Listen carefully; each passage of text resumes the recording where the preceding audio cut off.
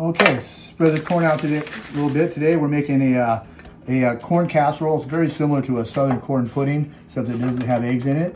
We're going to add this diced tomatoes and chili. It's from Rotel brand. This is my favorite. This is one I really like to use. Get that in there. Let's spread that out a little bit. Add for a little fire in there. We're going to add some jalapeno. Kind of a little southwestern, you know. Depending on how much you want. I don't like to be shy with them. I like them. So there. So we got there. That's our first step. Our first stage right there. We got that. We're gonna add a little milk. We're gonna add just enough milk, just where it kind of comes up and covers the corn. Just enough. We don't want too much in there. When we put that cheese in there, we want it to bake into a nice little sauce. So we're gonna shake that around a little bit. And we got that in there, and milk in there. We're gonna add a little garlic powder. Now, everybody likes garlic powder, right? There we go. Easy though with it, can be very overpowering. Just a little bit. And we're gonna put a little pepper in there.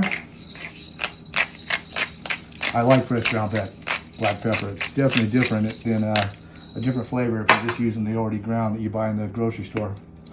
And then on top of that, a little sea salt. Easy with it there. There, that's our next step right there. So we're gonna mix that in a little bit. Make sure all that seasonings get mixed in there really good. There we have there. So now that's our second step. We're ready to go on to our third stage here, which we're going to add our Monterey Jack cheese. This is where it starts to get cheesy, folks.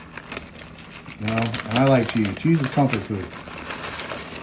You know, this is a good stuff you can serve with a lot of, as a side dish to a lot of dishes. The holidays, I mean everything from Thanksgiving to Christmas to anything 4th of July. You know, it's a good dish for that. You know, and kids are gonna like it. Get them eating some vegetables. Cheese will always do it. Kids, your grandkids. Now we're gonna have some cheddar. Lots of cheddar. We want this to be nice and cheesy. There we go. A little cheese on the counter too. What the heck, right? So there, gonna mix that in there. We want to get that mixed down in there.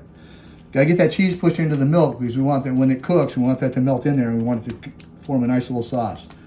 Now our next step is gonna be our cream cheese. That's really going to add the extra texture and the extra flavor. Something about cream cheese and corn together, they're just kind of natural. You know how some foods go together? And I think that those are two things that I like together. So yeah, I'm going to push that down in there. I already got my oven preheated to 375, which is, you know, make sure you preheat your oven ahead of time. And then for our last step, I'm just going to do it with some scissors. You can cut with a knife, you know, dice them ahead of time, but I got right here. I'm just going to nip off some green onions. Put a little extra flavor in there. Cut them as big as you want, as much as you want. It's all up to you. You know, we don't have any set rules here. Just procedures, but no rules. So we got right there. Like I said, we have the oven preheated to 375 degrees. We're going to take that, and then we're going to put it into the oven. So here we are, out of the oven. We got a nice cheesy corn dish here. Our corn casserole is ready to go. I can't wait to taste it. Yeah, it looks good, man. I'm really excited about this, and I, you know, hope you are too. We're gonna donate this, so I'm not gonna cut into it. And thank you for watching.